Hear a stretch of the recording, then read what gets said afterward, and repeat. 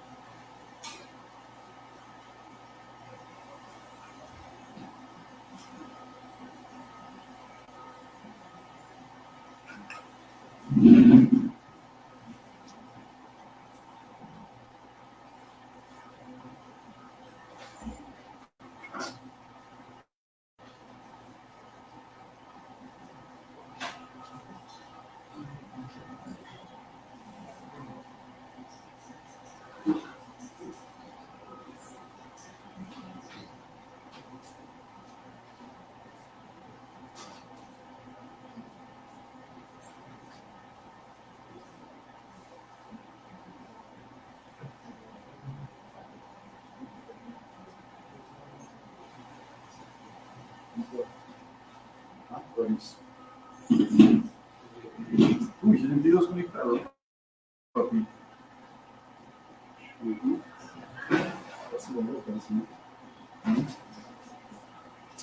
Si me tengo que hacer una vez, dígamelo.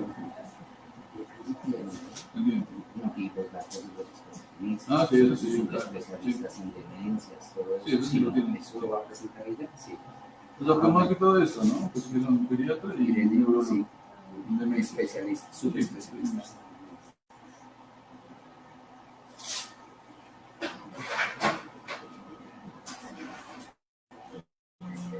No.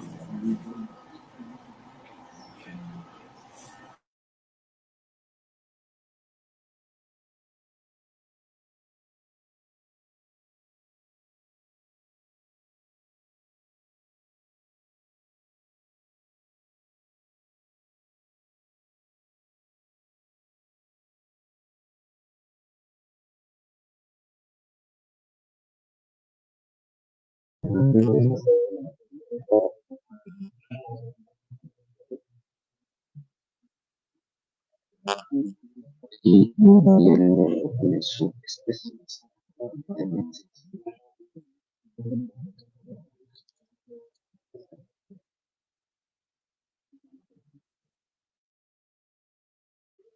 Tú vas a ayudar ahora.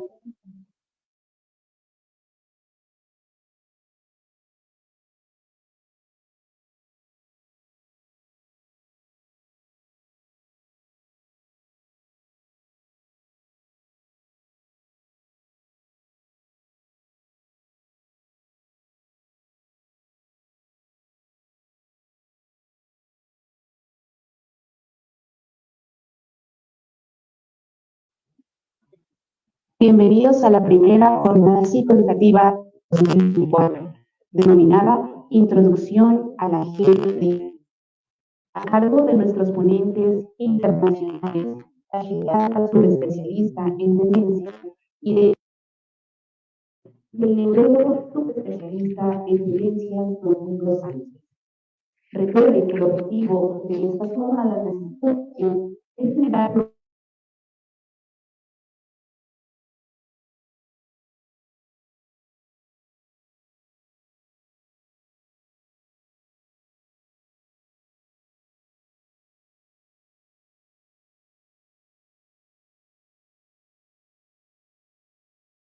se realizarán al finalizar de la presentación de nuestros profesionales. Además, aprovechamos esta ocasión para comentarles que pronto contaremos con un nuevo servicio en nuestra institución. Se trata de psicogeriatría, donde contaremos con los mejores profesionales para el cuidado de nuestros adultos mayores. Si quieren obtener más información, pueden contactarse a los teléfonos 723-7786 y 729-9605, o también por vía WhatsApp al número 322-836-7566. Además, queremos recordarles que este año estamos celebrando nuestro aniversario número 75. Para la certificación de esta jornada, las personas que nos acompañan a través de Facebook Live deberán comentar en la transmisión arroba destacar en la transmisión de Facebook. Recuerden que no pueden publicar sus correos electrónicos debido a que Facebook nos puede restringir el acceso. Deben diligenciar el formulario de inscripción que estaremos enviando durante la transmisión. Este certificado virtual será expedido únicamente para las personas que no residan en San Juan de Paz. Para las personas que nos acompañan de manera presencial en nuestro auditorio, al final de la presentación se proyectará el código QR para que puedan registrarse instantáneamente. Les llegará el certificado a su correo. Deberán subir una historia o estado de su participación en nuestra jornada psicoeducativa, etiquetándonos @Hospital Perpetuo Socorro en Instagram o Facebook. Está totalmente prohibido realizar pautas publicitarias o mención de otras instituciones que no correspondan o tengan alianzas con hermanas hospitalarias PAS. Bienvenidos.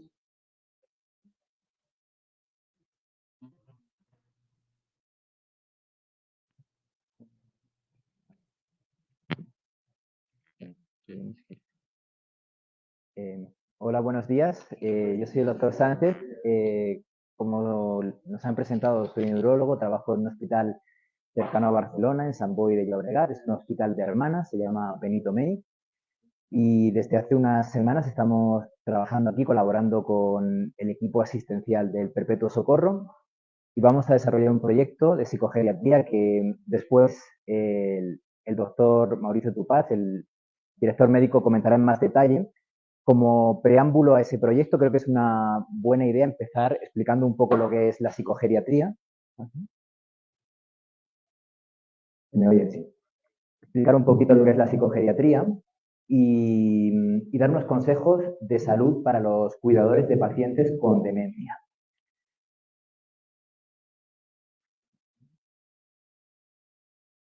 Bien.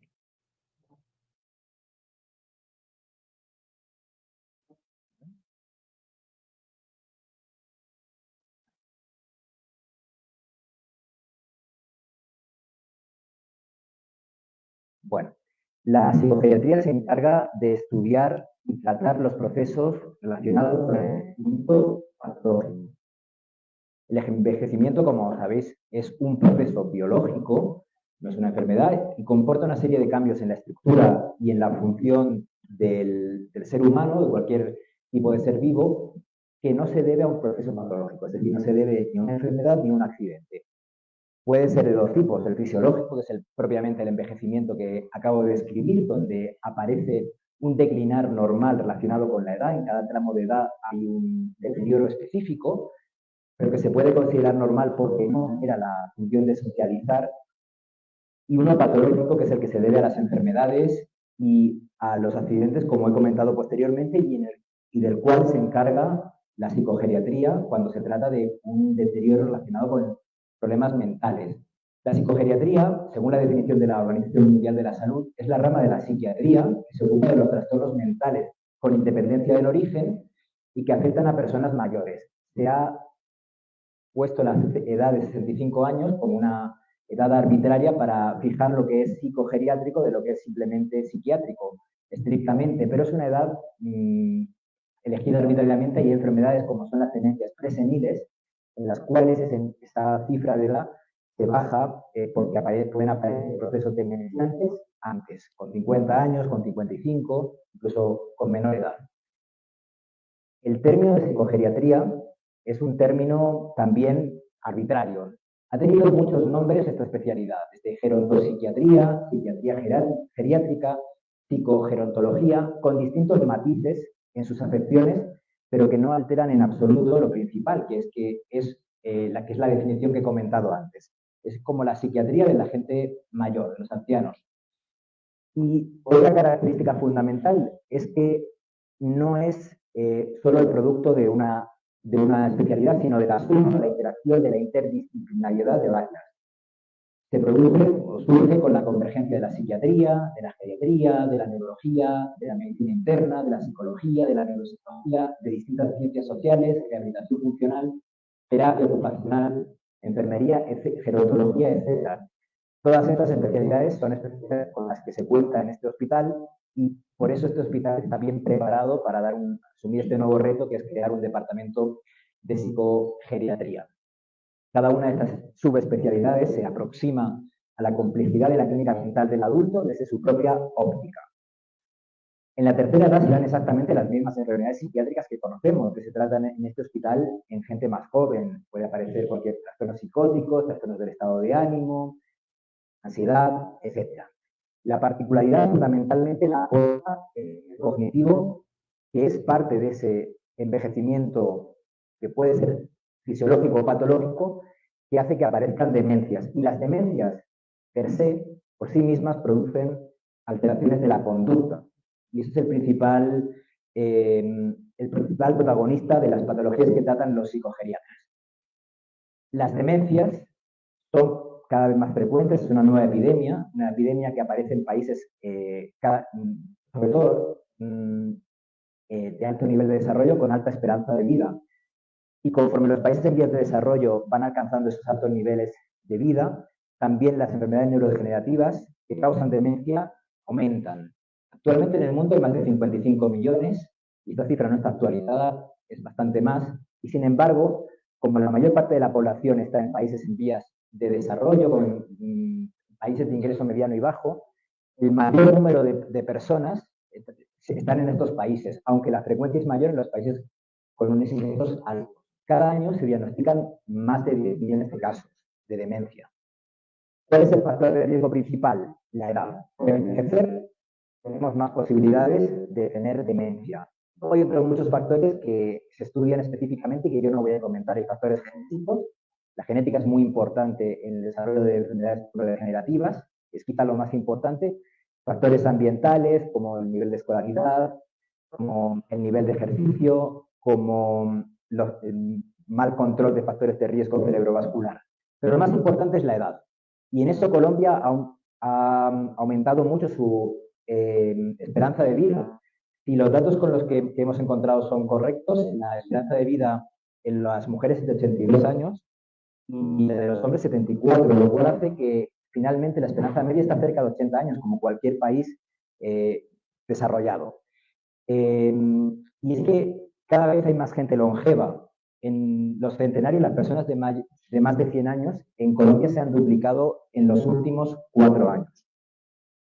Y eso a pesar del COVID.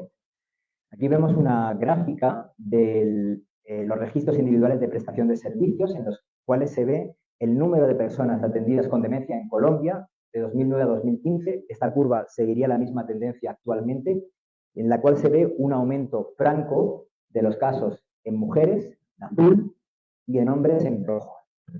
Y habla un poco de la tendencia que comentaba previamente. La demencia más frecuente, como probablemente es la demencia tipo Alzheimer. La demencia tipo Alzheimer es una enfermedad neurodegenerativa. Se puede tener demencia por varios motivos. No todas las demencias se producen por una enfermedad cerebral neurodegenerativa. Se puede producir por una esquizofrenia, que a largo plazo puede producir una demencia. Porque demencia, esto es muy importante, es un deterioro cognitivo, un deterioro de las funciones cognitivas, moderado, que finalmente produce una pérdida de autonomía. El paciente pasa a ser dependiente, la mayoría de veces porque hay una enfermedad neurodegenerativa, tanto casi siempre genética, o genética en más o menos peso, que la produce. La más importante es el Alzheimer. A la derecha, Alois Alzheimer, el descubridor de la enfermedad, y a la izquierda, bueno, a su derecha en este caso, Auguste D., la primera paciente cuyo caso de Alzheimer se registró. Tenía 51 años en este momento. Era, por tanto, una paciente psicogeriátrica, pero por debajo de los 65 años que habíamos comentado, que se cifra habitualmente el límite.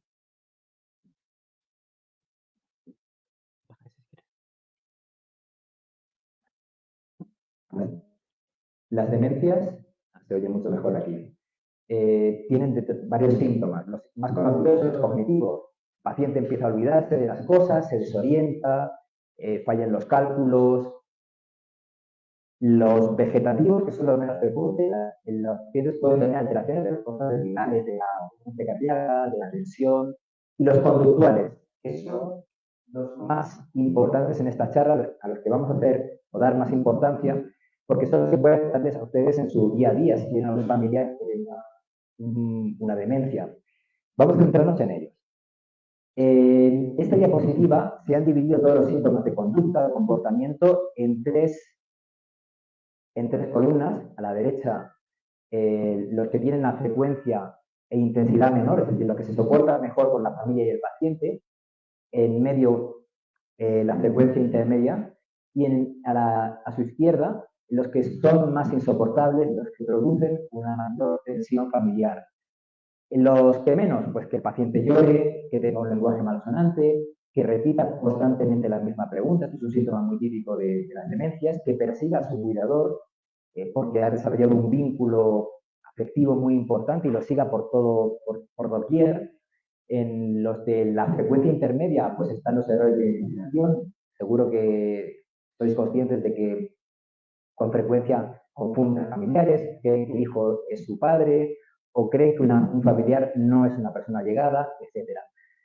Por supuesto, también la apatía, que es la falta de motivación, la agitación, conductas que son inapropiadas, gestos desinhibidos, gritos, y los que más producen una alteración familiar son los delirios, las alucinaciones, las depresiones moderadas, el insomnio, la ansiedad, que estén agresivos o que deambulen prácticamente, es decir, que vayan caminando de manera agitada y no puedan pararse, estén caminando sin rumbo todo el día.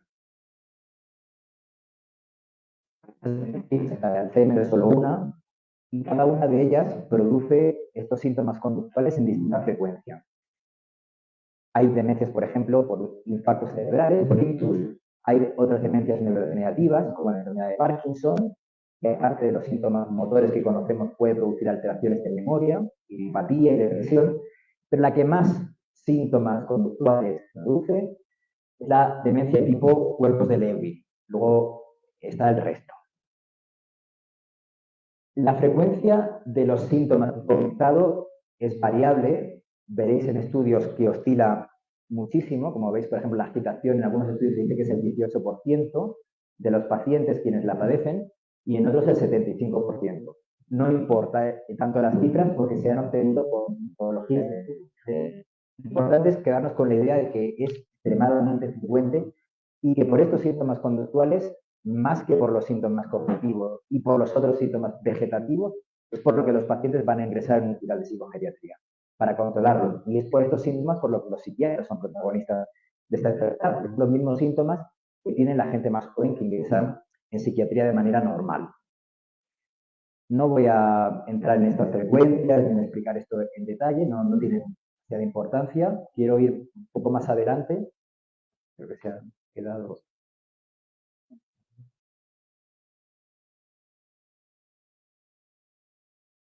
Se ha quedado congelado. No sé si puedo pasarlo de...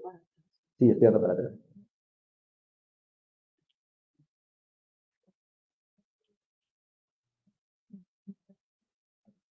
Tengo que aquí, vale. Vale, ¿le puedes hacer? Pasamos a la siguiente, por favor. El tratamiento de las demencias se divide en tratamiento con fármacos. En este apenas voy a hacer ningún hincapié. Habrá charlas de docencia para los profesionales de este hospital en el que nos centraremos mucho en este aspecto. Y como es una charla para la sociedad, voy a centrarme sobre todo en el aspecto del tratamiento sin fármacos, los familiares, los cuidadores, la sociedad. Ahí ya va, me parece. Sí, ya va. Del tratamiento farmacológico solo decir dos cosas, que no cura, solo mejora los síntomas que he comentado, los síntomas de la memoria, los síntomas de la conducta. Y lo hace actuando sobre distintas vías cerebrales, sobre distintos niveles. Los más importantes, la vía de glutamato y la vía de la acetilcolina. Lo que hacen es mejorar, como digo, el deterioro cognitivo y eso sí, han de darse después de haber filiado bien el origen de la demencia. No se da lo mismo, los mismos tratamientos en la demencia tipo Parkinson, Alzheimer, Lewy, vascular, etc. Por eso también es importante que vengan a hospitales como este, donde hay profesionales que tienen capacidad de llegar al diagnóstico de la causa. Dentro del tratamiento no farmacológico, y en esto lo va a comentar mi compañera, quiero transmitir tres ideas muy generales, que lo que pretenden es optimizar la función del paciente, mantener la funcionalidad del día a día del paciente hasta cuanto más se pueda mejor, hasta la mayor edad posible, reducir las de conducta, mejorar la calidad de vida del paciente, que significa siempre mejorar la calidad de vida. Hay varias áreas de intervención. A su izquierda se puede tratar la conducta con terapia conductual o con fármacos. Esto de nuevo es algo más especializado que se hace en hospital y por tanto no haré ningún hincapié. La cognición, se puede hacer terapia cognitiva de día, en internación parcial. Aquí tenemos también mucha experiencia con ese tema y vamos a desarrollar más con el nuevo dispositivo que se va a crear. Y yo voy a centrarme, o mejor dicho, la doctora se va a centrar en el apoyo de información al cuidador, es decir, en dar instrumentos a la familia para que tenga recursos suficientes para cuidar a su allegado con la demencia y en el entorno, cambiando las características físicas del domicilio, etc.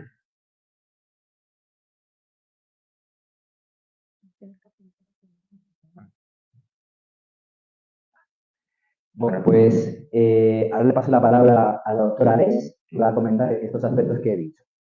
Gracias. Hola, ¿qué tal? Buenos días a todos. Bueno, yo voy a hablar, como ha explicado mi compañero, de los consejos generales en autocuidado y en el día a día, en las actividades de la vida diaria con respecto al paciente. Vamos a hablar de diversos temas, del baño, del cuidado de la piel, del cuidado de los pies, del cuidado de la boca, de la figura, incontinencia urinaria, del estreñimiento, la alimentación, la inmovilidad, el insomnio y la adaptación del hogar a los diferentes cambios que van a ir surgiendo en los pacientes que vienen de teléfono. ¿De acuerdo?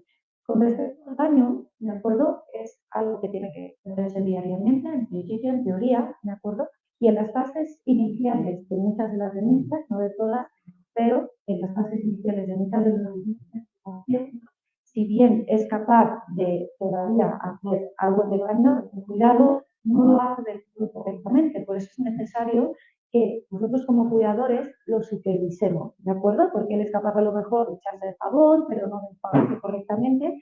Entonces, si bien hay que fomentar la autonomía del paciente en todo momento, hay que supervisar y, bueno, estar pendiente de que lo que hace, lo hace bien, ¿de acuerdo? Es muy importante en esta actividad, en el baño y en muchas otras que vamos a comentar posteriormente, que no es recomendable, es contraproducente entrar en discusiones, entrar en una pelea con el paciente si no quiere ducharse. ¿De acuerdo? Esto hay que evitarlo porque va a fomentar una situación en la que el paciente se va a sentir muy incómodo, se va a sentir que esa actividad no le gusta y le va a generar rechazo. Entonces no hay que entrar en discusiones e intentar convencerlo, intentar tener un poquito de mano izquierda, ¿de acuerdo? Si el cuidador es la pareja, pues se supone que hay mayor intimidad y entonces puede introducirse en la bañera también o en la ducha para ducharse con él, ¿de acuerdo? Porque muchas veces estos pacientes imitan las conductas, ¿de acuerdo? Si nos ven a nosotros pues echarnos el jabón y demás, ellos van a hacer muchas veces lo mismo y puede resultarle más sencillo. Y otra opción es convertir el baño en un juego. Pues hacer como poner un bañador, como si fueran a la playa, recordarle cuando se bañaban en la playa con los hijos o en la piscina, y esto puede generarle buenos recuerdos que hagan más fácil, ¿de acuerdo? Hay que preservar siempre la intimidad del paciente, ¿de acuerdo? Tengamos en cuenta que son personas en las que evidentemente tienen pues, su intimidad y evidentemente pues, el que se le vean las partes íntimas no es agradable para ellos ni para nadie. Entonces tenemos que tener cuidado cuando se estén duchando pues, de cubrir las partes íntimas con una toalla, por ejemplo. También tenemos que hacer que el ambiente sea agradable, que el paciente tenga ganas de ducharse, controlando, por ejemplo, la temperatura de la habitación, la temperatura del agua, ¿de acuerdo? Y es importante tenerlo todo preparado, ¿vale? Para que cuando el paciente salga de la ducha, pues no esté demasiado tiempo con una toalla, estando húmedo, mojado, que pueda pasar frío, como estamos comentando, que relacione esa situación con algo incómodo, con algo desagradable y que después le haga no querer ducharse a diario, ¿de acuerdo? También es muy importante evitar las caídas, ¿de acuerdo? Sabemos que, bueno, pues el suelo en la bañera está resbaladito, está mojado, ¿de acuerdo? Entonces tenemos que evitar las caídas en nuestros pacientes o en nosotros mismos. Por eso es importante pues, poner una alfombra antideslizante, ¿de acuerdo? Y también podemos poner una banqueta de plástico dentro de la ducha para evitar pues que pueda tener un poquito de estabilidad o que se pueda caer, ¿de acuerdo? O poner, por ejemplo, agarradores tanto en el baño como en la ducha, ¿de acuerdo? Y sí que conforme vaya evolucionando la enfermedad, ¿de acuerdo? Que conforme vaya evolucionando la enfermedad, el paciente necesite, perdón,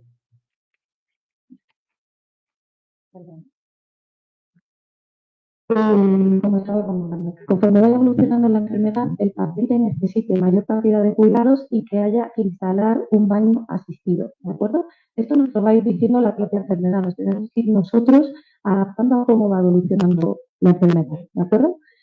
Con respecto a los cuidados de la piel, es importante mantener la piel hidratada, ¿de acuerdo? Podemos convertir esta actividad en algo placentero para el paciente. Por ejemplo, si le gusta el contacto físico, siempre le ha gustado, podemos hacerle un masaje.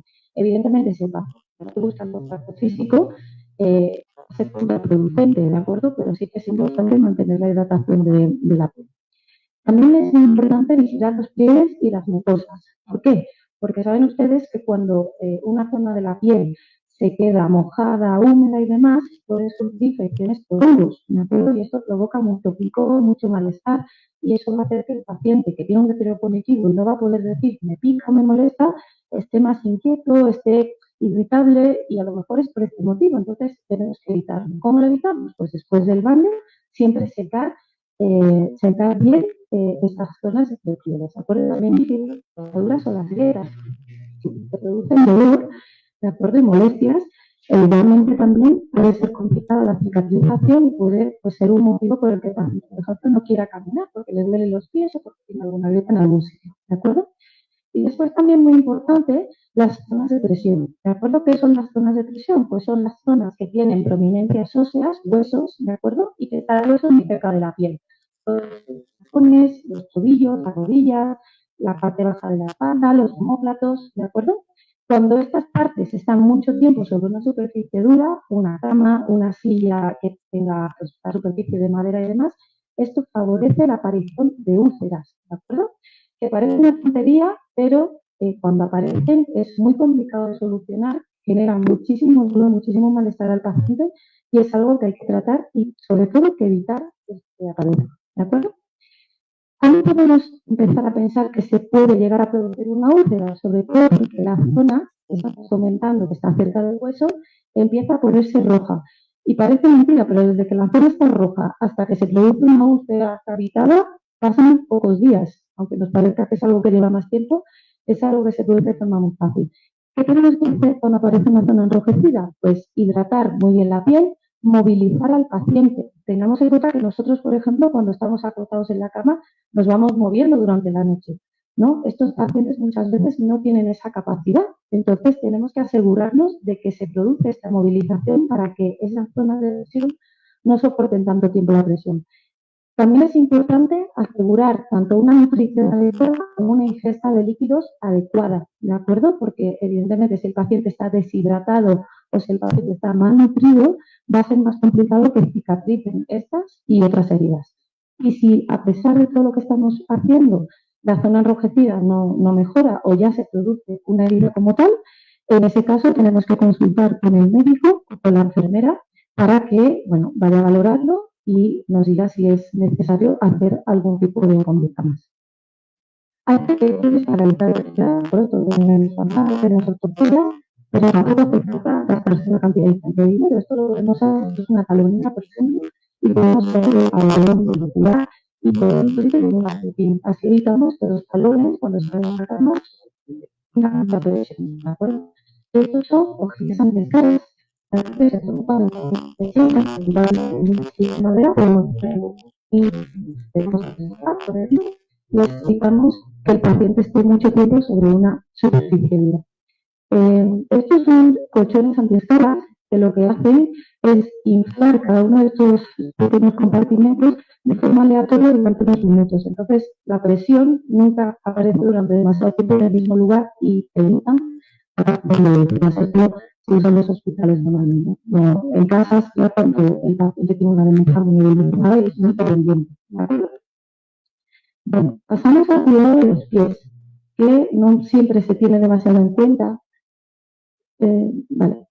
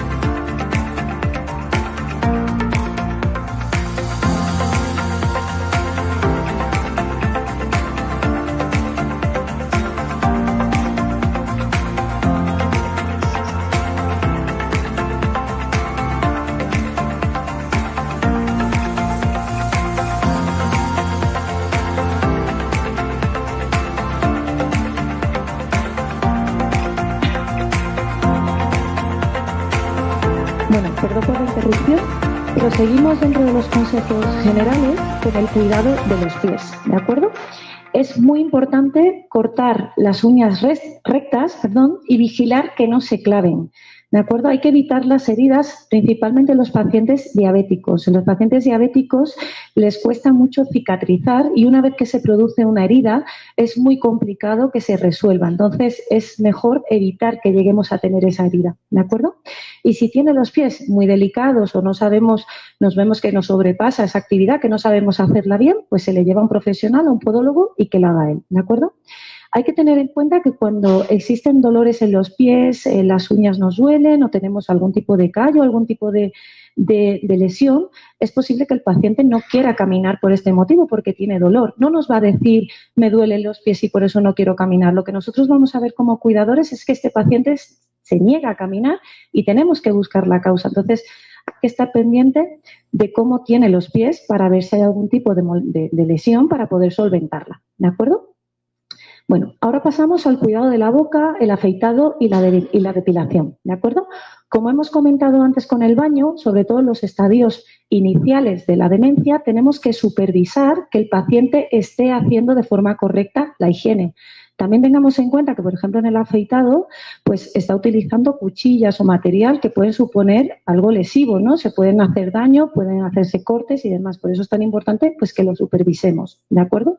Esto no quiere decir que lo hagamos por ello. Como hemos comentado antes, hay que fomentar que siempre el paciente, siempre que pueda, haga las cosas por sí mismo y fomentar su autonomía, porque podemos estar pensando que le estamos haciendo un favor y al final es un flaco favor porque estamos haciéndolo más dependiente cuando todavía no le tocaba, ¿de acuerdo? Si lo hace mal, pues después nosotros le damos un repaso. Es mejor eso que hacerlo por ellos, ¿de acuerdo? También es importante vigilar que las prótesis dentales no le hagan llagas, ¿de acuerdo? Cuando se las quitemos para que se haga la higiene, revisar bien las encías y que no tenga ninguna herida, ¿de acuerdo? Y también tengamos en cuenta que todo este tiempo que el paciente está haciendo estas actividades de autocuidado es un tiempo en el que el paciente está distraído, ¿de acuerdo? No está aburrido. Y cuando el paciente está aburrido va a estar intranquilo, va a estar inquieto, va a pedir comida continuamente, van a aparecer más alteraciones de conducta. Por eso es tan importante que el paciente esté entretenido haciendo actividades que además van a ayudar a fomentar su autonomía o que siga siendo lo más autónomo posible todo el tiempo que podamos. ¿De acuerdo? También tengamos en cuenta que es importante mantener una buena imagen. No porque el paciente tenga un deterioro cognitivo tiene que perder esa capacidad de tener un buen aspecto y también es importante para él mismo, ¿de acuerdo? Así que siempre que podamos hay que ayudarles y fomentarles a que sigan teniendo un buen aspecto. En este sentido, si una paciente, por ejemplo, está acostumbrada a ir a la peluquería todas las semanas, pues siempre que se pueda hay que seguir llevándola a la peluquería, ¿de acuerdo? Evidentemente nos tenemos que adaptar a las circunstancias que tenemos. Es un paciente que evidentemente si lo dejamos 2 horas esperando a que la peluquera lo atienda se va a poner inquieto, se va a poner nervioso, entonces hay que hablar con la peluquera para que por favor pues lo atienda cuanto antes y también llevarlo en horas poco concurridas, porque los pacientes que tienen un deterioro cognitivo, cuando están en un ambiente donde hay mucha gente, donde hay muchas voces, muchas conversaciones, normalmente se ponen inquietos y nerviosos, ¿de acuerdo? Y también tengamos en cuenta que esto es un espacio en el que el cuidador va a tener tiempo para uno mismo. Si dejamos al paciente en la peluquería 1 hora, pues nosotros esa hora nos vamos al café de al lado a tomar algo con un amigo o nosotros solos, pero por lo menos también descortamos un poquito del cuidado que a veces se vuelve muy complicado 24 horas, 7 días a la semana, ¿verdad? Bueno, vamos a hablar ahora de la incontinencia de orina, que es algo que aparece con bastante frecuencia en pacientes con edad avanzada, ¿de acuerdo? Evidentemente es fruto de su enfermedad el que se orine, ¿de acuerdo? Esa persona no quiere orinarse encima y de hecho es algo bastante vergonzoso cuando se da cuenta de que se ha orinado.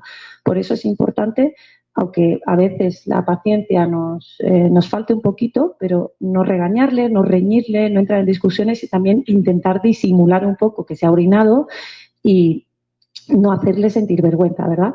También es importante colocar una funda plastificada en el colchón para que, bueno, pues si ocurre esta incontinencia, pues que no tengamos que cambiar el colchón posteriormente.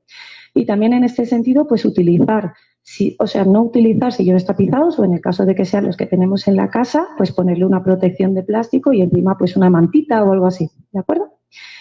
Es importante que si la incontinencia es ocasional, que aparece de vez en cuando, es muy bueno llevar al paciente al baño cada 2 horas, ¿de acuerdo? Porque así fomentamos que la vejiga se dé cuenta de que va a ir al baño cada X tiempo. Si no lo llevamos nosotros al baño, el paciente no lo pide, al final la incontinencia cada vez va a ser mayor. Pero si lo llevamos cada 2 horas, vamos como a orientar a la vejiga a que aguante un poquito más, ¿de acuerdo? Y si lo que tiene es una urgencia inicial, que es que no llega a tiempo al baño, pues se le sigue llevando cada 2 horas, pero aparte pues se le pone una pequeña compresa pues para que no haya escapes, ¿de acuerdo? También el estreñimiento es algo que aparece con mucha frecuencia en los pacientes con edad avanzada y más en los que tienen deterioro cognitivo, por muchos factores. Uno de ellos es la falta de ejercicio, ¿no? Si tienes poca movilidad, también tienes poca movilidad intestinal y esto favorece el estreñimiento. Normalmente toman pocos líquidos, no están del todo bien nutridos y todo esto pues acaba influenciando en que haya mayor estreñimiento, ¿vale? Hay que intentar evitar esto porque después trae muchos problemas y ahora lo vamos a comentar, ¿vale? Por eso es importante, al igual que con la orina, llevarlo siempre al baño a la misma hora, ¿de acuerdo? Porque esto lo va a facilitar. También hay un concepto que es el de la falsa diarrea. Nosotros como cuidadores, ¿de acuerdo? Tenemos que contabilizar las veces que el paciente va al baño, porque si no sabemos si ha ido hace 5 días o hace 2, no sabemos qué está pasando y a veces se produce una diarrea por rebosamiento, pero no es en realidad una diarrea, es un estreñimiento que tiene una diarrea asociada, ¿vale? También podemos poner un laxante, si el médico lo indica, ¿de acuerdo? O estimularlos con supositorios de glicerina. Vale. Para evitar el estreñimiento hay que, como estamos comentando, asegurar una correcta hidratación del paciente. Estos pacientes normalmente no tienen sensación de sed, no nos van a pedir agua, no nos van a pedir líquidos. Somos nosotros como cuidadores quienes tenemos que ofrecérselo, ¿de acuerdo? También es importante aumentar el ejercicio físico. Si es un paciente que antes hacía ejercicio físico intenso, pues hay que intentar fomentar dentro de lo que se pueda que lo siga haciendo. Pero si no es una persona que tenga mucha movilidad, sí que por lo menos hacer un paseíto de unos 30 minutos cada día es importante, ¿de acuerdo? Y también en cuanto a la dieta, pues aumentar las fibras para favorecer el tránsito intestinal. Muy bien. Pasamos ya a la alimentación, ¿de acuerdo? La alimentación en estos pacientes, en igual que en nosotros, tiene que ser una alimentación equilibrada, ¿de acuerdo? No porque solo le gusten los dulces, pues hay que darle solo dulces, hay que darle una alimentación que cumpla todos los requerimientos nutritivos, ¿de acuerdo? Tienen que tomar 2 litros de líquido al día, a no ser que tengan otras patologías como una insuficiencia cardíaca, que eso es otra historia en la que tendremos que limitar la ingesta de líquidos. Pero si no tiene este problema, hay que darle 2 litros y no tiene por qué ser solo agua. A la gente mayor a veces no le gusta el agua porque es insípida y no les gusta. Entonces, cuenta como agua también los jugos, las aromáticas, la leche, los caldos. Si lo que le gusta es eso, pues me da igual que se tome 2 litros de jugo al día. Lo importante es que tome líquidos. Hay un problema que aparece en los pacientes que tienen demencia, ¿de acuerdo? En algunas demencias aparecen al principio, en otras van apareciendo progresivamente y en otras patologías, como por ejemplo cuando tenemos un cierto tipo de ictus, puede aparecer y es la disfagia, ¿de acuerdo? La disfagia es la incapacidad para tragar líquidos, que cuando tragan líquidos le produce tos porque el líquido en lugar de irse para el estómago se va para el pulmón, ¿vale? Y esto es problemático porque, claro, cuando se va para el pulmón lo que produce es una infección respiratoria con todo lo que ello conlleva. Por eso hay que evitarlo, ¿vale? Entonces, si nosotros como cuidadores, cada vez que le damos líquido al paciente, vemos que empieza a toser, ¿vale? Y esto no le pasa con los sólidos, tenemos que empezar a sospechar que pueda tener disfagia y puede ser necesario darle espesantes. Los espesantes son unos polvitos que se le echan al líquido y que lo hacen de una textura pues más néctar o como una natilla, ¿vale? O también le podemos dar en lugar de una sopa un puré o en lugar de un vaso de leche una natilla, ¿vale? Algo con consistencia que no sea líquida para evitar que se atragante, ¿de acuerdo? Estos pacientes pueden tener negativa la ingesta, que se nieguen a comer, ¿vale? Nosotros no vamos a saber por qué está ocurriendo como cuidadores, pero sí que vemos que el paciente no quiere comer. ¿Por qué puede producirse esto? Pues por lesiones bucales, por estreñimiento, porque tenga algún tipo de infección, porque tenga depresión. La depresión es una patología muy frecuente en el paciente adulto mayor que no se presenta como en los adultos jóvenes y que hay que sospecharlo cuando aparece alguna clínica que no nos termina de cuadrar, como puede ser que no quiera comer, ¿de acuerdo? También hay que tener en cuenta que con la edad disminuye el apetito. No tenemos las mismas necesidades calóricas con 80 o 90 años que con 40 o 50, ¿de acuerdo? Y también hay que tener en cuenta que puede ser un efecto secundario de la medicación que esté tomando el paciente. ¿Qué podemos hacer nosotros para evitar esto? Pues evidentemente si tiene problemas en la boca que le produzca, por ejemplo, las prótesis una llaga, pues intentar solventarlo. También hacer del momento de la comida un momento relajado, ¿de acuerdo? No estresante, como hemos comentado antes, no entrar en una pelea, no entrar en una discusión e intentar mantener siempre rutinas. A estos pacientes les van muy bien las rutinas. Comer siempre a la misma hora, en el mismo sitio, ¿de acuerdo? Y unas comidas parecidas. Si cada día le damos de comer a una hora distinta, en un sitio distinto de la casa, esto no va a hacer que el paciente siga unos buenos rituales de comida, ¿de acuerdo? También puede ser que no trague los alimentos, que se meta la comida en la boca, pero que no los trague, ¿de acuerdo? Y esto puede ser pues, por las mismas causas que hemos comentado antes y también puede ser porque, por ejemplo, los medicamentos que tome le provoquen que la comida tenga un sabor desagradable, ¿vale? Esto puede pasar. O también pues, que tenga en donde está comiendo elementos de distracción, pues que haya gente chillando, que haya personas haciendo otra cosa, que haga que no se centre el paciente en lo que tiene que hacer, que es comer, ¿de acuerdo? ¿Qué podemos hacer? Pues igual que lo que hemos comentado antes, ¿no? De revisar el estado de la boca, si hay algún tipo de lesión, solventarla. También tener en cuenta las preferencias de las comidas del paciente. Si es más de comer dulce o salado, frío o caliente, intentar adaptarlo a eso, ¿de acuerdo? Y también, por ejemplo, si es por una medicación que le provoca mal sabor, podemos hablar con el médico a ver si hay otra medicación que no provoque este mal sabor o si no, darle la medicación después de comer para evitar que relacione el mal sabor con la comida. Y como hemos comentado antes, siempre en un ambiente tranquilo, relajado y sin discusiones, ¿de acuerdo? Bien. También ocurre, con respecto a cómo va progresando la demencia, que igual que se olvidan de dónde han dejado el monedero o quién era su padre, por ejemplo, se olvidan de cómo comer, ¿de acuerdo? Y esto hay que tenerlo en cuenta. Es algo que puede llegar a pasar, no en todas las demencias ocurre, pero puede llegar a pasar, ¿vale? Entonces pierde la capacidad de comer solo, de saber utilizar los cubiertos, de saber comer, ¿de acuerdo? Entonces, para esto, como hemos comentado con el baño antes, es importante que el paciente tenga un modelo al cual imitar. Si comemos con él, nos va a ver cogiendo la cuchara para tomar la sopa y él va a hacer lo mismo, ¿de acuerdo? También facilitarle los cubiertos que necesite. Y de todas formas, si el paciente prefiere comer con las manos, pues hay que dejarlo que coma con las manos antes que darle nosotros de comer, ¿de acuerdo? Porque si no, al final, como hemos dicho antes, vamos a fomentar la dependencia, ¿vale? Hay un término que es la hiperfagia, que es el hambre insaciable, que es cuando el paciente no puede dejar de comer, ¿vale? Esto pasa a veces, primero, por el propio trastorno cognitivo que tiene. No se acuerda de cosas, no se acuerda de que ha comido hace una hora, ¿de acuerdo? Si está aburrido, sentado en el sofá sin hacer nada, no tiene otra cosa en la que pensar que quiero comer. Y va a estar pidiendo comida cada hora, ¿vale? Entonces, por eso hay que intentar, pues, no dar una comida copiosa 2 veces al día, sino más bien dividir las comidas en pequeñas raciones diarias, como hemos dicho antes, entretenerlo con actividades para que no se acuerde de que quiere comer, etcétera. Muy bien. Como hemos comentado, siempre es importante comer a las mismas horas, en el mismo lugar, en un ambiente tranquilo. Si se equivoca y se está comiendo la sopa con un tenedor, no hay que regañarle, ni hay que hacerle sentir vergüenza, sino explicarle con tranquilidad cómo tiene que comer, ¿de acuerdo? Y intentar evitar que se convierta en una guerra diaria. Muy bien. Vamos a pasar ahora a la movilidad. Vamos a esperar un momento. Recordemos que para adquirir la certificación a las personas que nos acompañan de manera virtual, no debemos publicar los correos electrónicos en los comentarios de esta transmisión, ya que Facebook nos puede restringir el acceso. Es obligatorio compartir este Facebook Live, darle me gusta y comentar en la transmisión @destacar.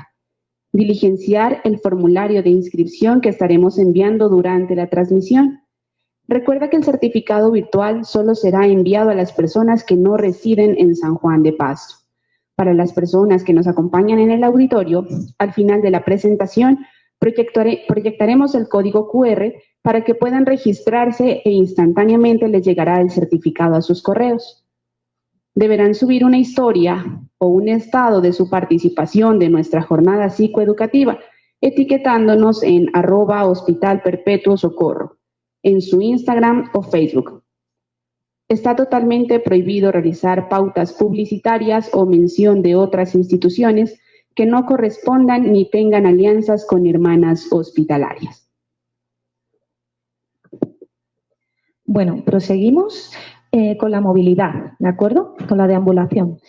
La enfermedad de Alzheimer per se, ¿de acuerdo?, no provoca en las fases iniciales que el paciente deje de caminar. Ya en estadios más avanzados sí que el paciente se puede olvidar de cómo caminar, pero al principio no. El problema que puede ir apareciendo, ¿de acuerdo?, es que se olviden de dónde estaba su casa, de dónde iban y que se pierdan en la vía pública. Este es el principal problema que suele aparecer. Pero esto es la demencia tipo Alzheimer. Pero hay otros tipos de demencia, como la demencia vascular, o ahora la veremos como la enfermedad de Parkinson, donde otras patologías, como estas patologías pueden provocar alteraciones de la marcha e inestabilidad. ¿De acuerdo? Pues eso, por ejemplo, las personas que han sufrido un ictus, un accidente vascular cerebral, pueden tener afectación de la estabilidad y esto puede favorecer las caídas y, evidentemente, dificultar la deambulación. Los enfermos de Parkinson, como estábamos comentando, pues tienen mayor rigidez, caminan a pasos cortos y todo esto aumenta el riesgo de caídas, ¿de acuerdo? ¿Qué podemos hacer nosotros para ayudarles? Pues siempre fomentar la actividad física, ¿de acuerdo? Cuanto menos camine, menos va a caminar, menos estabilidad va a tener y más caídas, ¿de acuerdo? Hay que estimular el ejercicio y, en caso de que lo necesite, hay que proporcionarle ayudas. Puede ser que se coja de nuestro brazo cuando vamos a caminar o si necesita algún tipo de dispositivo, pues bien, un caminador, un bastón, una muleta o incluso sillas de ruedas cuando el paciente tiene que hacer trayectos largos. ¿De acuerdo? Tampoco nos interesa que se canse si vamos a algún sitio que esté lejos. Lo llevamos primero en silla de ruedas y cuando lleguemos al sitio, pues se coge de nosotros o coge una muleta o un bastón. ¿De acuerdo? Pasamos ahora al sueño, ¿vale?, que también es algo que interfiere bastante en estos pacientes con esta patología. ¿De acuerdo? Hay que tener en cuenta que hay cosas inherentes que ocurren en la demencia con respecto al sueño. Que, por ejemplo, cuando empieza la oscuridad, los pacientes se suelen poner más intranquilos, más confusos, más inquietos, ¿vale? En las fases iniciales pueden aparecer síntomas depresivos que se manifiesten con trastornos del sueño o con negativa a la ingesta, como hemos comentado previamente, ¿de acuerdo? Y también hay que tener en cuenta que cuando va avanzando la progresión de la enfermedad, llegamos a fases moderadas, pueden aparecer alucinaciones, ideas delirantes. Si yo como paciente pienso que tengo 14 personas en mi habitación que quieren hacerme daño, pues me va a costar conciliar el sueño, ¿verdad? Esto nos pasaría a cualquiera. Entonces, cuando esto pase, hay que intentar no discutirle, no decir que es una tontería porque el paciente realmente lo está viendo. Hay que intentar tranquilizarlo, incluso quedarnos a dormir o quedarnos cogiendo la mano hasta que se queda dormido. ¿De acuerdo? Si vemos que esto se perpetúa en el tiempo o no conseguimos calmarlo, pues hay que consultar con el médico por si fuese necesario pautar un tratamiento para ello. ¿De acuerdo? Hay que mantener las rutinas, los horarios, hay que hacer que el ambiente donde está descansando sea un ambiente agradable, tanto por la temperatura como por la tranquilidad, como por la iluminación. ¿De acuerdo? Y también que haya unas rutinas antes de acostarse. Si el paciente ve que todos los días cena una hora, descansa un poquito, se pone el pijama, se lava los dientes, él ya va a ir relacionando que está llegando la hora de dormir. ¿De acuerdo? Si cada día hacemos una cosa diferente, esto le va a costar más. ¿De acuerdo? Y tengamos en cuenta que el descanso nocturno no solo es importante para el paciente, también es importante para el cuidador. Si nosotros no dormimos una noche, vamos a estar el otro día de mal humor, inquietos, irritables, y esto pues provocar que el cuidado del paciente sea muy complicado. ¿De acuerdo? Las causas del insomnio son muy variadas, no siempre son por la demencia en sí, pueden ser por otras causas. ¿De acuerdo? Es importante que nosotros como cuidadores estemos pendientes y observemos al paciente para identificar cuál de estas causas puede estar provocando el insomnio. Por ejemplo, entre las no relacionadas con la demencia en sí puede aparecer el dolor, el estreñimiento, una incontinencia urinaria fetal o una insuficiencia respiratoria. Si nosotros estamos húmedos, sucios, si por ejemplo tenemos mucho dolor de alguna articulación, pues no vamos a conciliar bien el sueño, ¿de acuerdo? Y después hay otras causas que sí que están relacionadas claramente claramente con la demencia, ¿de acuerdo? La demencia por sí cambia el ritmo del sueño. También puede producirse un estado confusional agudo si el paciente tiene algún tipo de infección o algún tipo de molestia en el que se ponga pues, más desorientado. Las alucinaciones o ideas delirantes, como hemos comentado antes, también pues, que esté ansioso, agitado, o los síntomas depresivos que hacen que no concilie bien el sueño, ¿vale? Y esto es lo que hemos comentado. Pues unas rutinas, hacer del ambiente más agradable, pensar qué puede estar pasando, ¿de acuerdo? Y por ejemplo, si tenía la costumbre de rezar antes de irse a dormir, pues ponerlo a rezar antes de irse a dormir, porque todo esto va a hacer que él lo relacione con que ha llegado la hora de dormir. ¿De acuerdo? Lo mismo de antes, la luz, si se despierta con la luz de la madrugada, pues tendremos que poner cortinas gruesas. ¿De acuerdo? O poner una lucecita. Si vemos que se levanta por la noche para ir al baño, porque lo que tenemos que evitar, como hemos comentado antes, son las caídas. Si se levanta a oscuras, pues va a ser complicado. Y si el descanso nocturno sigue siendo malo a pesar de todo esto que estamos haciendo, pues consultar con el médico por si hiciera falta pautar alguna medicación. Después, en cuanto a la adaptación del hogar, ¿de acuerdo? Es importante no hacer grandes cambios en el domicilio. Quiero decir, al paciente ya le cuesta bastante orientarse en el domicilio, como si le ponemos, por ejemplo, mobiliario en mitad de un pasillo que antes no estaba. Esto va a hacer que se tropiece y que no reconozca esa casa como la suya.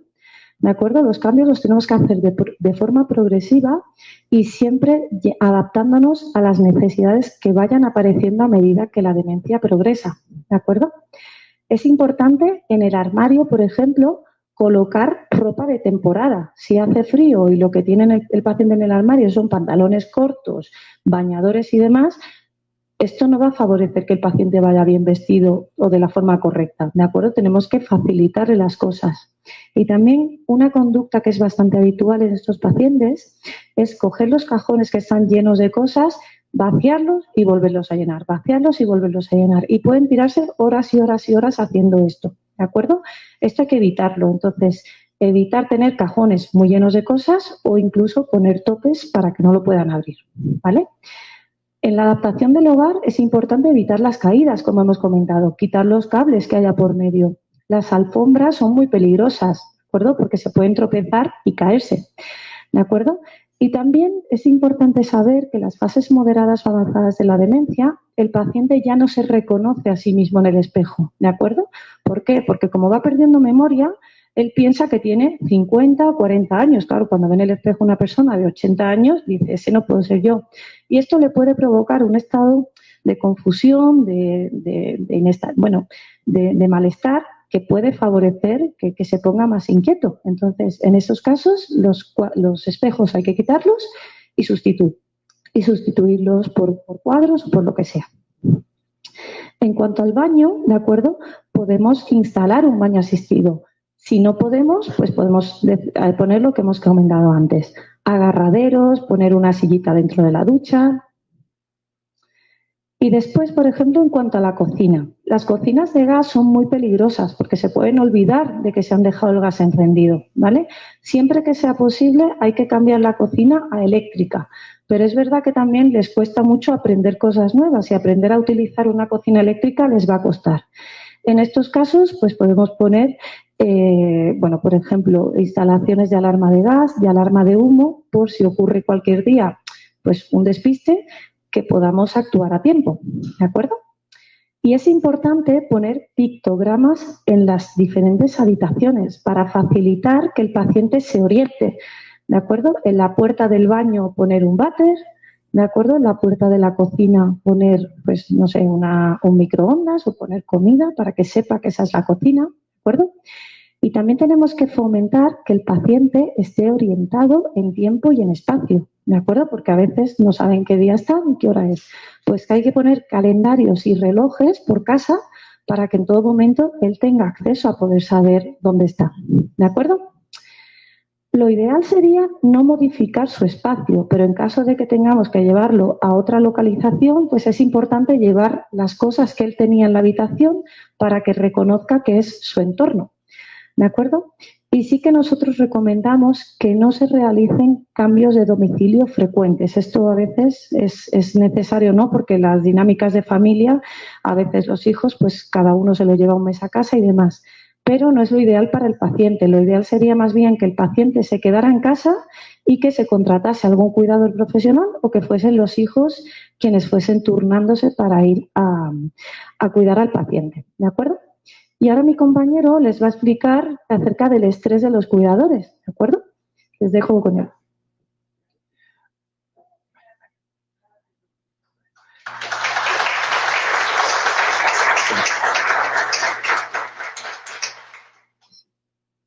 Termino muy pronto.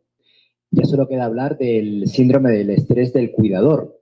Si los consejos que ha comentado la doctora en relación al sueño, a la alimentación, al baño, etcétera, no se llevan a cabo bien, o si las adaptaciones del hogar tampoco se realizan y el paciente tiene esas alteraciones conductuales que hemos mencionado, es fácil que finalmente el cuidador claudique, el cuidador no pueda seguir cuidando por el estrés, por la ansiedad, etcétera. Eso es lo que se llama o se denomina síndrome del estrés del cuidador. Y como el cuidador es una parte importantísima en la enfermedad, forman un binomio junto al paciente, es muy importante prevenir esto. ¿Qué consecuencias físicas tiene este tipo de síndrome? Pues que la inmunidad disminuye, las defensas del paciente disminuyen, aumentan las infecciones, aumentan los síndromes de dolor crónico, intestinales, cefaleas, aumenta también el riesgo cardiovascular, la tensión aumenta, puede aumentar también las úlceras gástricas y, por supuesto, lo que ya todos podemos imaginarnos, las consecuencias psicológicas que esto tiene en forma de ansiedad, de depresión, de aislamiento del propio cuidador, que deja de relacionarse con la gente de su entorno, y trastornos del sueño, insomnio. Muchas de los problemas que tiene el paciente se pueden reproducir en su cuidador por el hecho de cuidarlo y no haberse cuidado a sí mismo, no haber prevenido la carga o la sobrecarga que con frecuencia tiene ser cuidador. Por eso, y ya para terminar, le vamos a dar un decálogo de consejos, muchos de ellos bastante sencillos de recordar, pero creo que es bueno que nos quedemos con estas ideas. Si tenemos que quedarnos con algo de esta charla, que sea con estos 10 puntos. Primero, como cuidador, párense a pensar si deberían cuidarse ustedes más. Compruebe cómo le está afectando el cuidar de su familiar, es decir, monitorizar cómo uno se siente en cada momento. Pedir ayuda a amigos, a familiares, si vemos o detectamos los síntomas de comienzo de sobrecarga. Y pedir ayuda, esto es muy importante, no es un síntoma o un signo de debilidad, es una excelente forma de cuidar de nuestro familiar a la vez que de nosotros mismos. Si estos síntomas son ya muy intensos, la depresión, la ansiedad, el aislamiento, etcétera, hay que consultar a profesionales sanitarios y este hospital está capacitado para recibir ese tipo de preguntas. Planificar de antemano las tareas relacionadas con el cuidado de su familiar. Todos vamos a ser potencialmente cuidadores de pacientes con demencia. Los consejos que ha comentado la doctora, tenerlos en mente, nos va a permitir poner solución o anticipar los problemas que va a padecer nuestro allegado con demencia y hará que los síntomas de sobrecarga disminuyan. Cuidar nuestra salud, esto es muy importante, no dejar de dormir, no dejar de hacer ejercicio, no dejar de relacionarse con las demás personas de nuestro entorno, no aislarnos y convertirnos en uno solo con el paciente, tener una vida social activa es difícil, pero es necesario, y aprender a sentirnos bien y asumir que como cuidador la mejor forma de serlo es cuidándonos a nosotros mismos. Aquí están los códigos QR, que imagino que los dejo unos segundos, ¿verdad? Para que lo vayáis. En este momento vamos con las preguntas del auditorio hacia nuestros ponentes y al finalizar retomaremos ya el tema de la certificación. Vale. No sé si el doctor Mauricio quería primero las preguntas.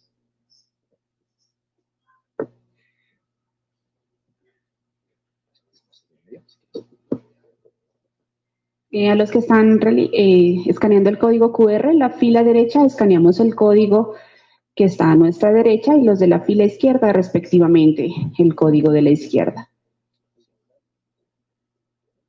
Y los que nos acompañan por Facebook Live, en la pantalla está compartido en este momento el código para que pueda ser escaneado. Y procedemos con las preguntas. El que desee realizar alguna pregunta, apreciación, nos levanta la mano para... Sí. Gracias.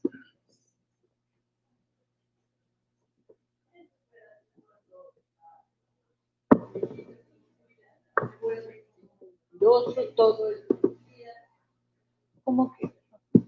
Perdón, que no lo he escuchado bien. ¿Qué se debe hacer cuando el viejito que uno cuida se vuelve mentiroso, todo es mentiras? Sí, esto pasa frecuentemente, ¿no? Porque el paciente, como estamos diciendo, no se acuerda de lo que ha hecho, no se acuerda de que haya comido, entonces cree que estamos mintiendo. O también lo que les pasa es que hacen confabulaciones, que como tienen zonas que no se acuerdan de lo que ha pasado, se inventan qué ha podido pasar. Y entonces nosotros eso vemos que claramente se lo está inventando, ¿de acuerdo?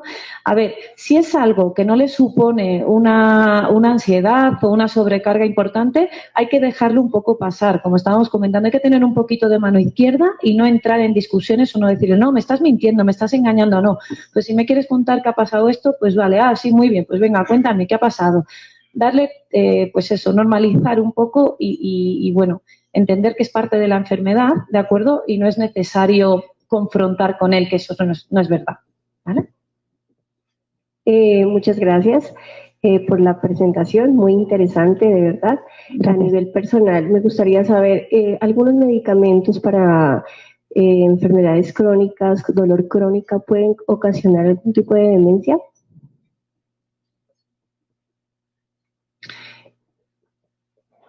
Sí, buena pregunta. Lo que producen es un deterioro cognitivo, es decir, las funciones de la memoria, de la orientación, del cálculo, se pueden alterar, pueden disminuir. Y pueden disminuir también hasta un estadio moderado, que puede hacer que momentáneamente o transitoriamente, mientras tome esa medicación, el paciente tenga un síndrome demenciante. Y no digo demencia para diferenciarlo un poco, pero la demencia normalmente... la mayoría de demencias no suelen ser reversibles. Este cuadro por medicación produce una demencia que suele ser reversible. Es decir, cuando se remita o se quite la medicación o se baje dosis, el paciente va a volver al estado cognitivo previo. Es decir, la pérdida de autonomía que caracteriza la demencia desaparecería y volvería a la situación previa. Y esto ocurre también con otro tipo de enfermedades de la sangre, como alteración de ciertas vitaminas o ciertas hormonas, que cuando se corrigen, ese síndrome demenciante, esas alteraciones cognitivas con pérdida de autonomía, también se revierten. Pero en general la mayoría, casi todas las demencias suelen ser irreversibles e inexorables. Gracias, doctor. Doctora, también, muchas gracias. Quería preguntarles cosas específicas en el cuidado del paciente adulto mayor que vemos en psiquiatría. La primera, cuando tiene algún tipo de anticoagulación, por ejemplo, dabigatran, Pradaxa, ¿cuál sería el antidepresivo más apropiado para evitar alguna alteración coagulatoria mayor? Sí, bueno, haremos, esto es más dedicado, ¿no?, a personal asistencial, a personal sanitario, y en las diferentes formaciones que vayamos haciendo explicaremos todas estas interacciones, ¿de acuerdo? O qué fármacos son más recomendables en un caso o en otro. No, sí, pero hay varios. El citalopram o, por ejemplo, la vortioxetina. Ya iremos trabajando. No sé si vas a participar también de estas formaciones o... No sé si... Cabe la posibilidad. Cabe la posibilidad, vale. Es que querríamos hacer una presentación en la que vamos a ir hablando de comorbilidades, por ejemplo, problemas renales, problemas de coagulación y qué antidepresivos, antipsicóticos son los más útiles. Y hay unos listados que vamos a pasar por orden de riesgo y quizá ahí podemos visualizar mejor esta pregunta y solo relacionado con anticoagulación. Pero esto que he comentado podría ser un ejemplo. Y la otra pregunta específica es, en caso de insomnio, muchas veces uno ve que se mueven distintos antipsicóticos atípicos. En la experiencia suya, doctor, ¿cuál ha sido la más adecuada de estas medicaciones? No sé si es quetiapina o... Sí. ¿Cuál sería? Sí, la que más utilizamos es la quetiapina y no necesariamente por... Intentamos, primero, si no hay ningún tipo de trastorno conductual de la esfera vamos, psicótica, con alucinaciones, delirios, o, por ejemplo, si no aparece agresividad, tratamos de evitar estos fármacos, los antipsicóticos como hipnóticos. Utilizamos hipnóticos de otro tipo, zolpidem, trazodona, que es un antidepresivo especial, distraneurine. Pero si aparecen síntomas de esa esfera, que con frecuencia aparecerán en pacientes ingresados, el que más utilizamos es la quetiapina, y no necesariamente por su potencia hipnótica, que la tiene, por supuesto, sino básicamente por el riesgo de complicaciones cardiovasculares, cerebrovasculares, síndrome metabólico, que lleva asociado otro tipo de antipsicóticos más antiguos. Buenos días. Primero que todo, pues muchas gracias por la charla. Y mi pregunta era, por ejemplo, en caso de que el paciente, por ejemplo, yo cuido a mi abuelita y ella ya se encuentra en silla de ruedas, ¿no? Y uno de los consejos era, por ejemplo, hacerlos hacer ejercicio, ¿no? Como para estreñimiento y todo eso. Pero en caso de ella, ¿qué se podía hacer? Porque ella pues ya perdió toda su movilidad. Claro, en caso de que no se movilice nada, a ver, lo que tenemos que intentar también para favorecer el cuidado del paciente es que al menos aguante la bipedestación, ¿de acuerdo? Porque si se convierte en una persona completamente inmóvil, que no puede colaborar en nada, los cuidados se van a complicar mucho. Entonces, por lo menos que sea capaz de mantenerse de pie agarrándose a algo, ¿de acuerdo? Por eso es importante mantener el tono muscular. Y lo que sí que podemos hacer en caso de que no colabore o porque tenga una demencia tan avanzada que no obedezca órdenes, pues son ejercicios pasivos, ¿de acuerdo? Nosotros como cuidadores hacerle movilizaciones de las piernas, como si por ejemplo estuviera en una bicicleta, mover las piernas de forma pasiva, ¿de acuerdo? Para que de este modo, pues no, evidentemente no es lo mismo que hacerlo de motu propio, pero sí que va a favorecer que se mantenga el tono muscular. Una cosa importante que tiene que ver con la fase previa a la situación que has comentado, y es que cuando desarrollan un deterioro cognitivo muchas veces asocian apatía, falta de motivación y no quieren salir de casa. Y esto genera un círculo vicioso que el paciente está en sedestación, está sedentario, finalmente se mueve menos, se atrofian la musculatura y cuando quiere caminar ya no puede. Entonces es muy, muy importante y de ahí un poquito también la idea que queríamos transmitir con este departamento de psicogeriatría, del cual hablará más tarde el doctor Mauricio Tupaz, que es importante invitarles a que hagan actividades cognitivas, a socializar, y eso es una forma de sacarlos de ese círculo vicioso que es la sedestación y el sedentarismo en casa. Creo que hay otra pregunta. Sí, muy buenos días. Muchas gracias por la participación. Muy interesante la charla para el conocimiento de este tema que es muy importante. Mi pregunta se enfatiza básicamente en la diferencia, que nos facilite nuevamente la información de la diferencia que hay entre demencia senil y Alzheimer. Por favor, gracias.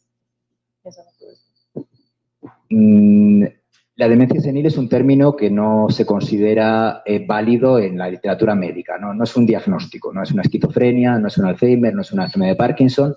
Es una terminología que se ha utilizado clásicamente para definir aquellos síndromes demenciantes que aparecen a edad avanzada y que muchas veces se han normalizado. Tiene 80 años, ya le toca a mi abuelo tener estos síntomas.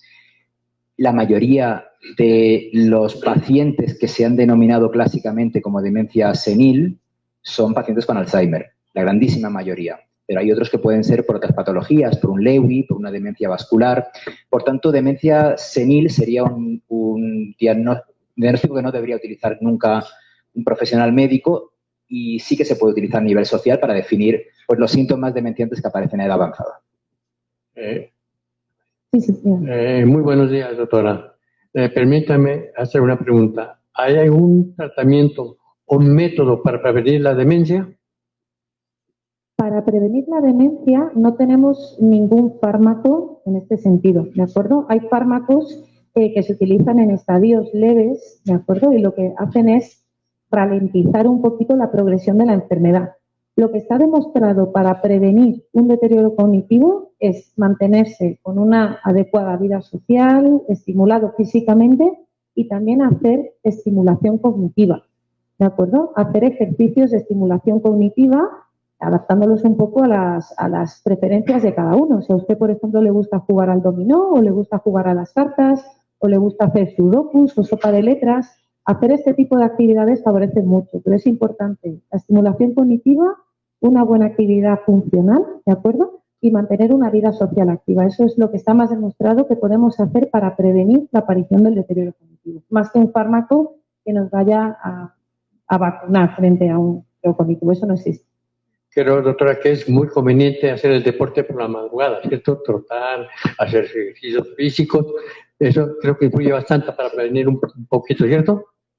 Sí, totalmente, totalmente. Al mismo nivel que la estimulación cognitiva, eso es siempre se ha pensado que la estimulación cognitiva era con diferencia lo más importante, pero cada vez se sabe más que controlar los factores de riesgo cerebrovascular, la tensión, el colesterol, la glicemia alta, la diabetes, influyen mucho no solo en la aparición de la demencia vascular, la que se produce por infartos cerebrales, sino también la de Alzheimer. Por tanto, hacer ejercicio físico activo, como usted comenta, es fundamental. Muchísimas gracias, muy amable.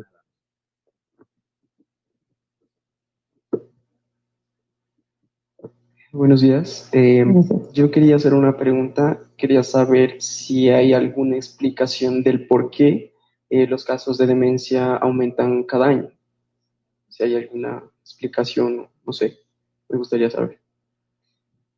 Bueno, son muchas las causas, ¿no? En primer lugar, el aumento de la longevidad. Como hemos comentado antes, en Colombia, por ejemplo, la esperanza de vida hace unos años era de 49 años y ahora es de 82 en mujeres y 74 en hombres.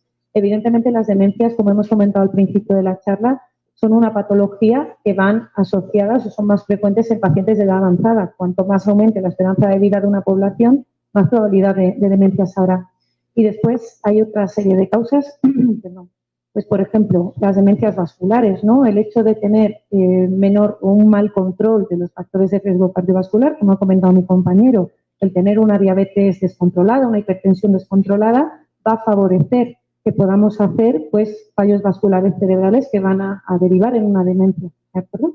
Por ejemplo, los tóxicos también, ¿no?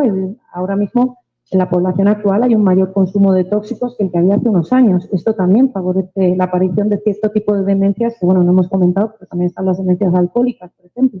Y esto, cuanto más consumo de alcohol, más probabilidad de tener una demencia. Y aunque en menor medida, que los factores que ha comentado la doctora, que es con diferencia la más importante, los tóxicos y los factores de riesgo cerebrovascular, también la ansiedad, la depresión y el estrés, con mucha menor, digamos, carga causal, también se ha visto que favorecen, cuando se analiza estadísticamente, el riesgo de aparición de demencia.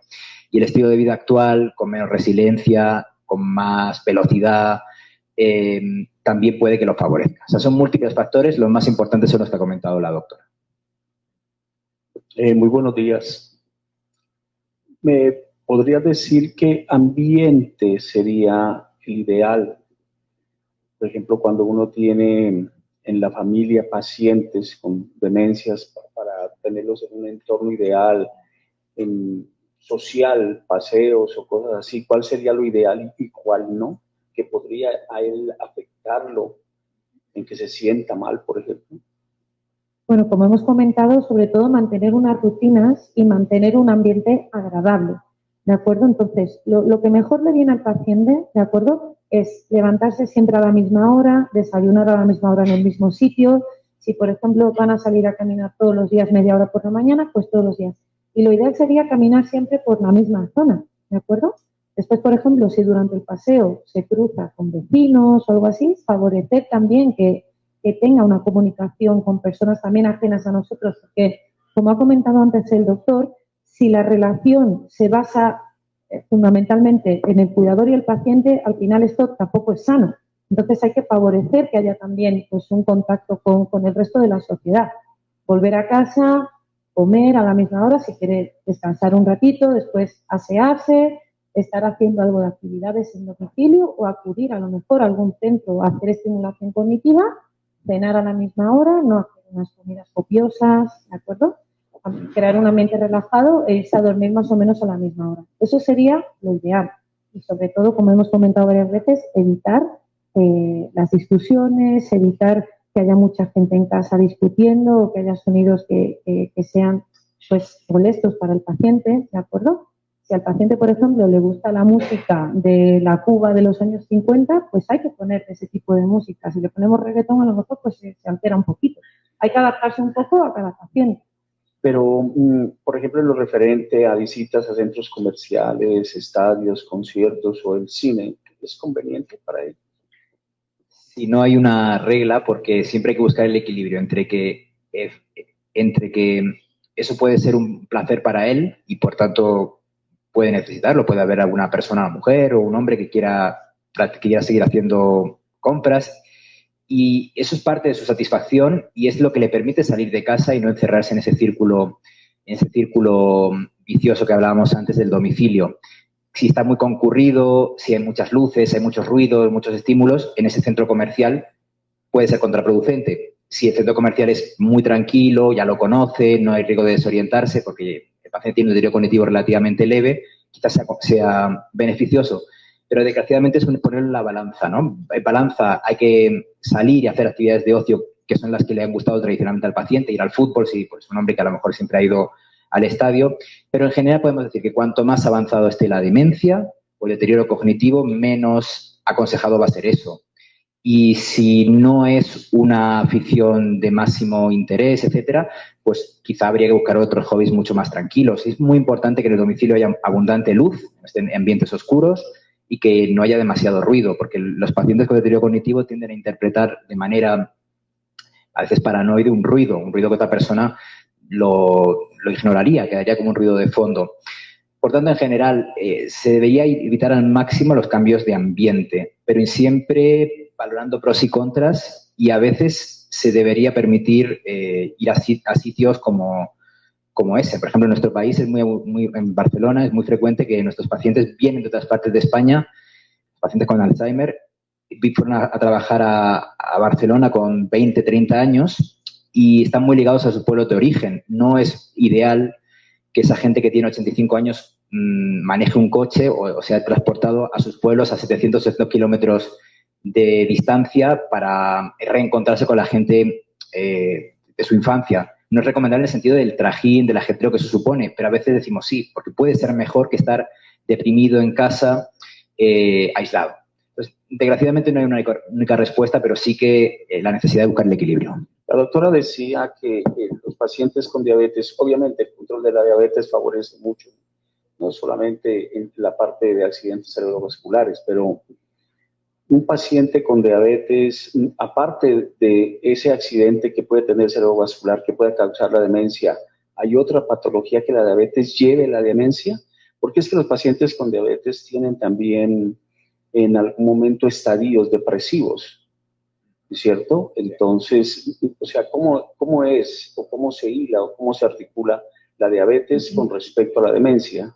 Bueno, la diabetes es una enfermedad crónica y es una enfermedad muy complicada, ¿no? Porque si tiene un mal control y si tiene un largo tiempo de evolución, acaba provocando muchísimas complicaciones a muchos niveles, ¿no? Tanto a nivel renal, a nivel oftálmico y también a nivel de los vasos sanguíneos, ¿de acuerdo? Entonces, si tenemos una diabetes mal controlada durante mucho tiempo, las arterias y las venas, ¿de acuerdo?, se van a ver afectadas y esto va a favorecer que pueda haber lesiones vasculares cerebrales. Evidentemente, un cerebro que tiene lesiones vasculares no es un cerebro sano y va a tener más probabilidad de desarrollar una demencia, ¿de acuerdo?, que un cerebro que no tenga este tipo de lesión. ¿De acuerdo? La diabetes, aparte, por otros motivos, pues en otras muchas complicaciones, como estamos viendo, si tiene una afectación de la visión, evidentemente limitar la visión o la audición del paciente va a favorecer que se aísle más y esto va a hacer que tenga una mayor probabilidad de tener un deterioro cognitivo, porque tiene menos relación con el ambiente que le está rodeando. ¿De acuerdo? Entonces la diabetes, por muchos motivos, puede interferir en una demencia, puede ser un factor que esté provocando diferentes cosas que pueden desembocar en una demencia. No por sí sola, no un paciente por tener diabetes va a tener demencia, pero evidentemente sí que puede tener mayor probabilidad de hacer complicaciones que favorezcan el tener un deterioro cognitivo. Hay otra cosa, doctora, disculpe que abuse de esto. Cuando uno comienza, digamos, conozco personas que dicen a los 54, 55 años tienen estadios de olvido de cosas. ¿Sí? A veces no recuerdan dónde fue que dejamos, qué fue lo que hicimos, si pagué o no pagué el recibo, por ejemplo. Pero digamos que en su edad cronológica, llamémoslo jóvenes, ¿sí? 54, 55, 60 años. ¿Eso es algo que predispone de pronto a la demencia o es ajeno esa parte? No, o sea, hay muchos factores que pueden hacer que tengamos ciertos olvidos, ¿de acuerdo? Por ejemplo, el estrés o la ansiedad, que son tan frecuentes hoy en día. Si uno está muy preocupado, no sé, porque tengo un familiar ingresado en el hospital, evidentemente voy a estar menos atento a según qué cosas. Y puede ser que se me olvide dónde he dejado las llaves del coche o dónde he dejado la cartera, ¿de acuerdo? De todas formas, siempre que aparezca unos fallos de memoria que nos preocupen a nosotros, a nuestra familia o con médico de atención primaria, nosotros recomendamos que se haga un estudio cognitivo, ¿de acuerdo? Porque si bien es cierto que a veces no tiene mayor significación y son olvidos que no son patológicos, ¿de acuerdo? Sí que pueden ser el inicio de algo, pueden ser, por ejemplo, pueden estar haciendo una sintomatología leve depresiva, que si no se trata puede ir a más, o que esté evidentemente haciendo unos primeros estadios de un deterioro cognitivo. Por eso es importante estudiarlo con una serie de batería de pruebas, ¿de acuerdo? Para saber si eso son olvidos que no tienen mayor significación o son algo más. Sí, bueno, como por dar una respuesta un poquito más concreta, pero siempre partiendo de una incertidumbre importante, la mayoría de veces que esto ocurre, la grandísima mayoría, no tiene nada que ver con una enfermedad neurodegenerativa.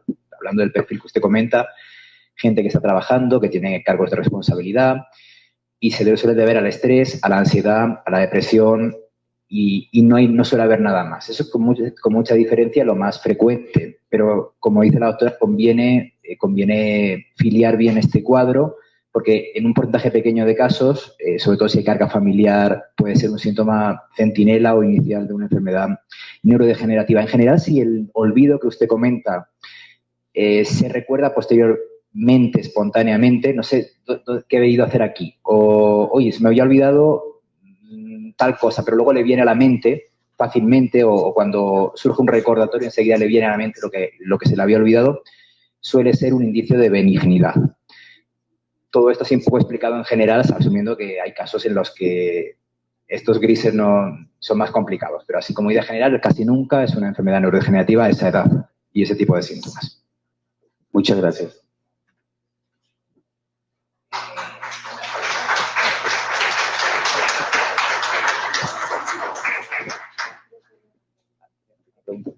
Gracias. Bueno, primero agradecer la organización del evento y felicitar a los expositores, un tema muy importante. A mí me gustaría preguntarles cómo se puede hacer en el caso de los problemas que se presentan por escopolamina.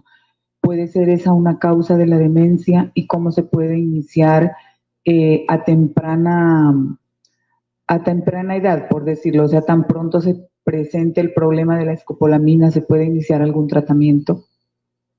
Gracias.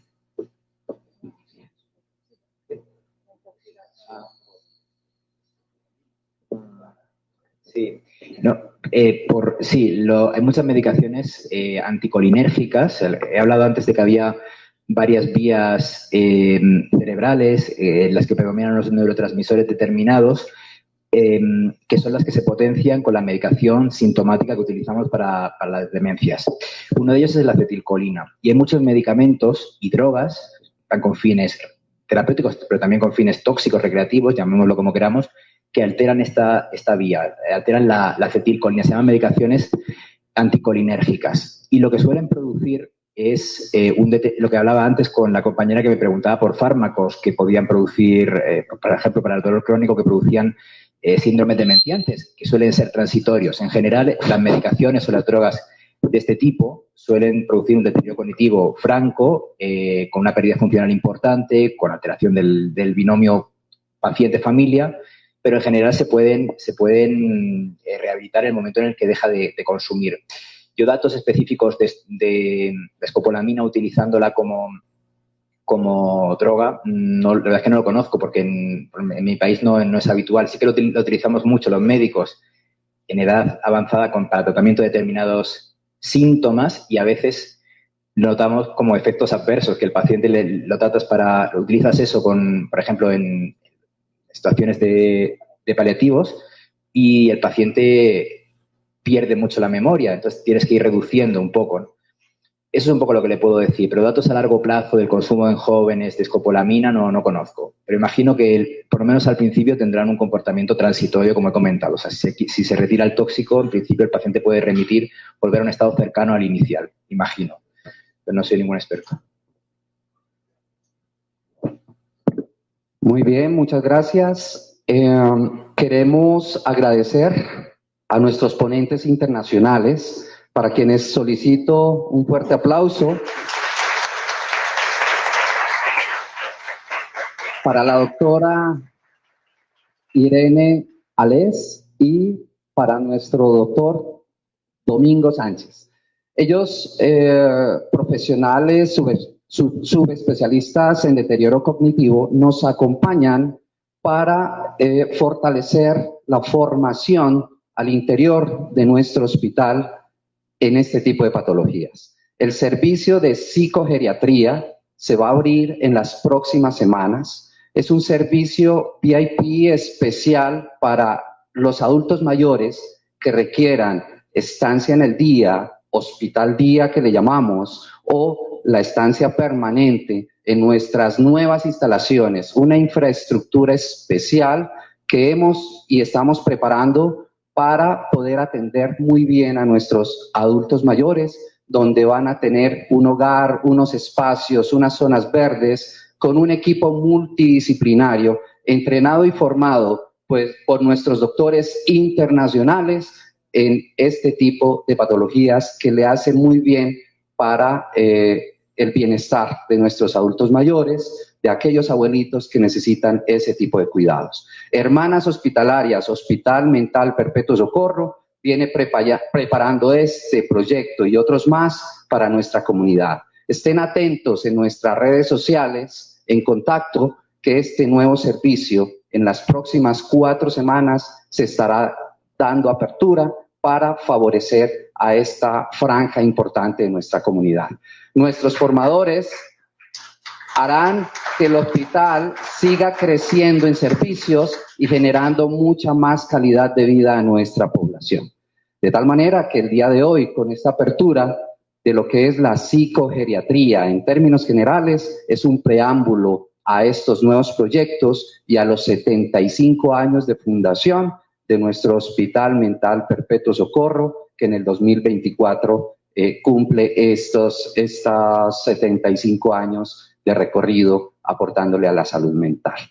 Queremos agradecer a quienes han hecho presencia aquí en nuestras instalaciones y a quienes se han conectado de manera virtual y han participado de esta jornada psicoeducativa. Les damos nuestros más sinceros agradecimientos. Asimismo, agradecemos al equipo de sistemas, al equipo de comunicaciones y trabajo social de nuestro hospital que han permitido la organización de esta jornada psicoeducativa. Muchísimas gracias por su participación y les deseamos un resto de día muy agradable a ustedes. Pero no olviden seguirnos en nuestras redes sociales como Hospital Mental Perpetuo Socorro. Les agradecemos por su participación y los invitamos a participar el último sábado de cada mes de todas nuestras jornadas psicoeducativas que realizaremos durante este año 2024. Muchas gracias.